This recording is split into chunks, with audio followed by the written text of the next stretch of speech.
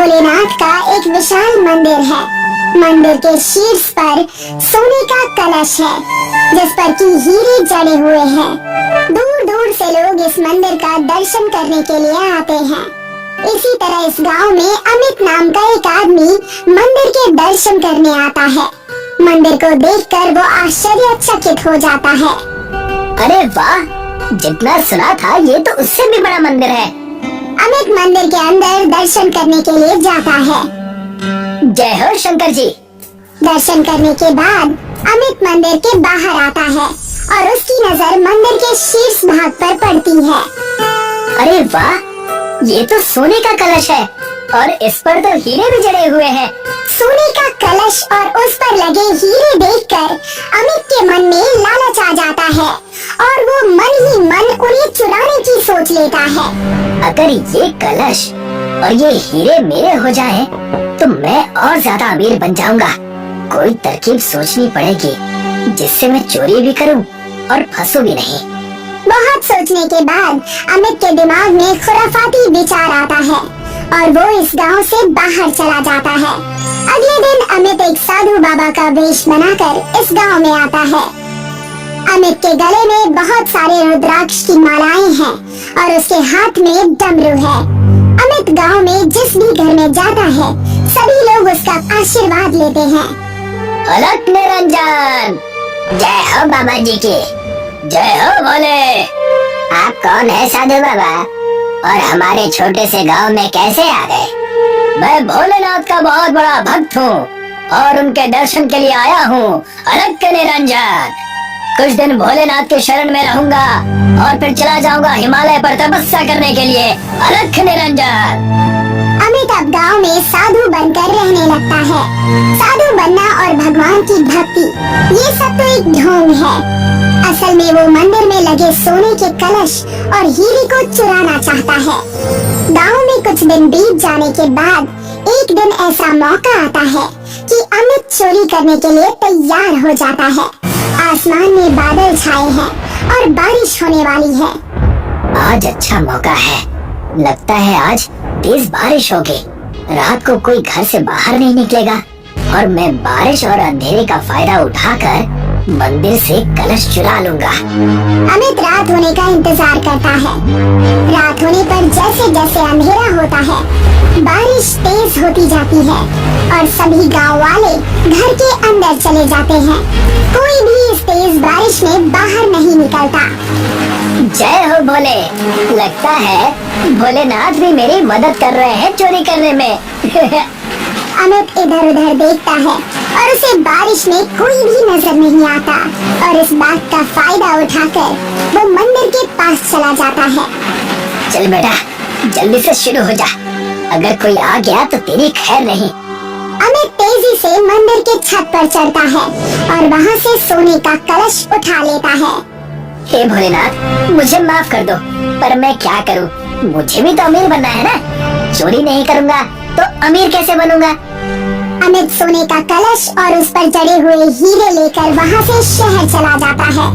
अगले दिन गांव वाले देखते हैं कि मंदिर के शीर्ष भाग से कलश गायब है। वो देखो, किसी ने मंदिर का कलश चुरा लिया। पर चोर हो कौन सकता है?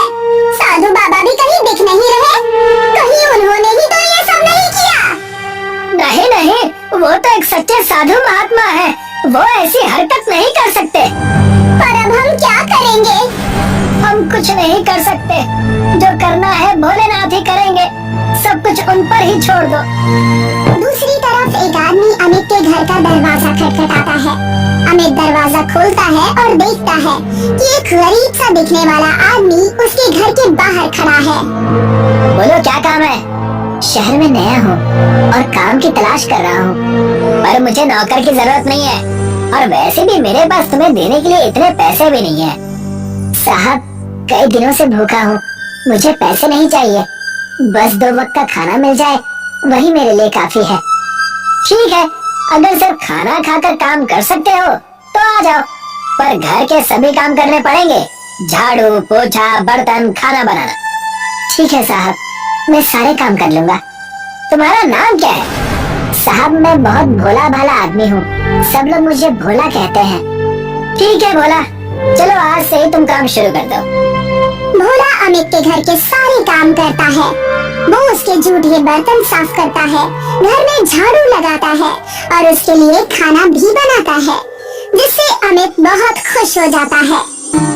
अरे वाह, तुम तो बड़े काम के आदमी हो यार। हाँ साहब, बहुत जल्द आपको पता चल जाएगा मैं कितने बड़े काम का हूँ। भोला अपने घर के कामों में लग जाता है और अमित अंदर कमरे में जाता है, जहाँ उसने मंदिर से चुराया हुआ कलश रखा है। वो कलश को देखता है और बहुत खुश हो जाता है। अब मैं इसे बेचकर अमीर बन जाऊंगा। अमित कलश को अंदर रख देता है और बाजार चला जाता है। इस बात का फायदा उठाकर भोला उस कलश को एक झाड़ू बनाता है और उसके आगे सारे हीरे जोड़ देता है। अमित बाजार से अपने लिए कुछ कपड़े लेकर आता है। साहब, मुझे कुछ दिनों के लिए घर जाना है और एक जरूरी काम है। ठीक है, जाओ और जल्दी वापस आ जाना। साहब, मैं गरीब आदमी हूँ, मेरे घर में झाड़ू नहीं है, मुझे वो झाड़ू चाहिए। बस इतनी सी बात, ये लो, रख लो। अमित अपने हाथों से झाड़ू उठाता है और भोला को दे देता है। वो झाड़ू की तरफ देखता भी नहीं, जिससे उसे पता ही नहीं चलता कि ये झाड़ू सोने का बना हुआ है और इसके आगे के हिस्से पर हीरे जड़े हुए हैं। भोला इस सोने और हीरे के झाड़ू को लेकर चला जाता है और गांव आकर झाड़ू से सोना अलग करके कलश को मंदिर में लगा देता है। दूसरी तरफ जब अमित अलमारी खोलकर देखता है तो उसे कलश की जगह झाड़ू दिखाई देता है। अच्छा, तो तूने चोर के घर में चोरी की है, अब तुझे छोड़ूंगा नहीं बच्चे। अमित फिर से साधु का वेश बनाकर गांव में आ जाता है और देखता है कि कलश और हीरे फिर से मंदिर पर चढ़ाए हुए हैं। अच्छा, तो यहाँ है सोने का कलश और हीरे। कोई बात नहीं, मैं इन्हें फिर से चुरा लूंगा। अमित कुछ दिन शांत रहता है और मंदिर में पुजारी बनने का नाटक करने लगता है। कुछ दिन पुजारी बनने का ढोंग करने के बाद एक दिन अमित को चोरी करने का मौका मिल ही जाता है और वो रात को मंदिर की छत पर कलश की चोरी करने के लिए जाता है। तभी अचानक से वहाँ भोला आ जाता है। कौन हो तुम? अच्छा, तो अब तुम मुझे भी नहीं पहचान रहे हो। तुम्हें अपने घर में नौकरी दी थी मैंने और भूल गए? अच्छा, तो तुम यहाँ चोरी करने आए हो? चोर तो तुम हो, तुमने मेरे घर में चोरी की है। क्या चुराया है मैंने? सोने का कलश और हीरे। और वो सब तुम्हारे पास कहाँ से आया? तुम्हें उससे क्या मतलब? चले जाओ यहाँ से, नहीं तो मैं तुम्हारा सिर फोड़ दूंगा। तभी भोला का बदला रूप देखकर वो चौंक जाता है। भोला भगवान शिव का रूप धारण कर लेते हैं। तुमने दूसरी बार चोरी करने का दुस्साहस किया है, अब तुम्हें इसकी सजा तो भुगतनी पड़ेगी। और सांप उनके गले से निकलकर फुंकार भरते हुए अमित की तरफ बढ़ता है। सांप को अपनी तरफ गुस्से से बढ़ता देख अमित बहुत डर जाता है।